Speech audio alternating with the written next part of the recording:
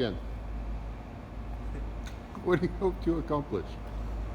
My goal with leading cities is to reduce the barriers for cities in terms of their innovation, whether it's reducing risk, reducing costs, making it easier to source solutions, innovative solutions from around the world, or to just better understand the opportunities that exist for cities to deliver better services to more citizens, and ideally for less money.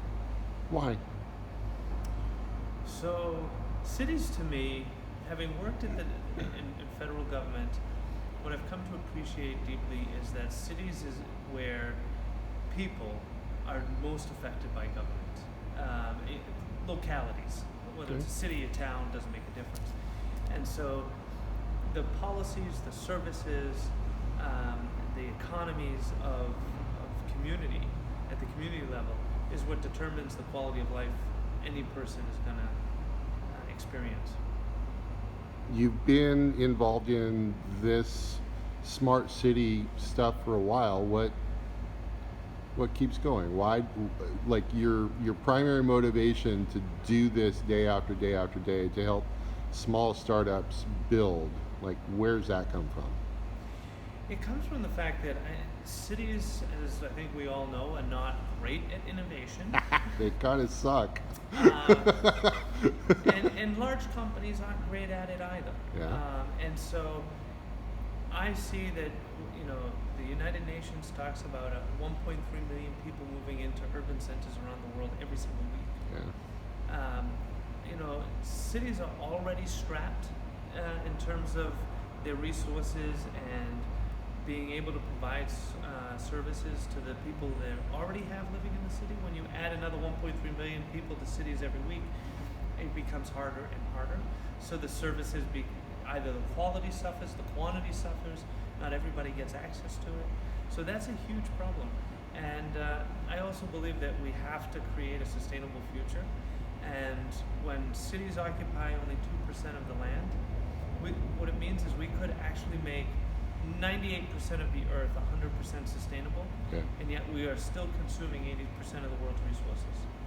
So you cannot create a sustainable planet without first creating sustainable cities. That's interesting math. Bringing up TP, right?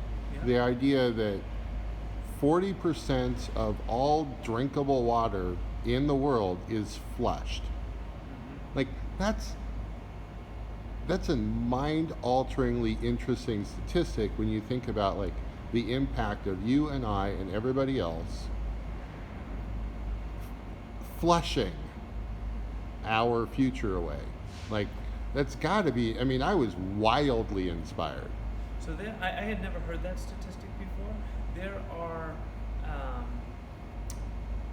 are plenty of places on Earth right now that don't have access to clean drinking water, or not enough access to it.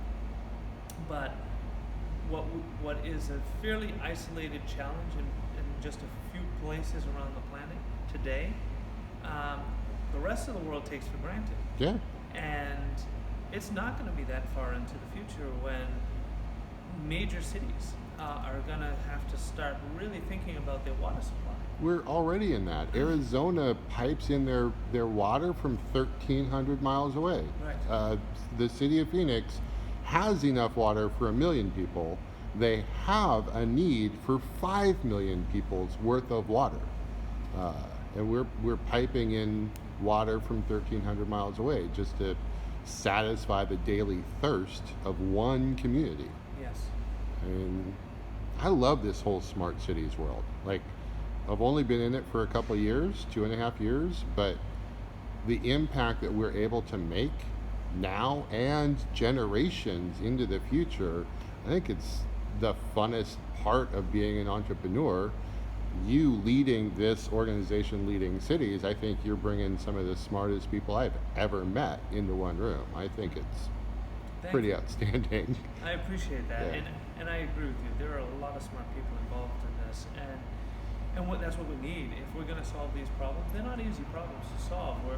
We're talking about the hardest problem in the world to change, in my opinion, is behavioral change.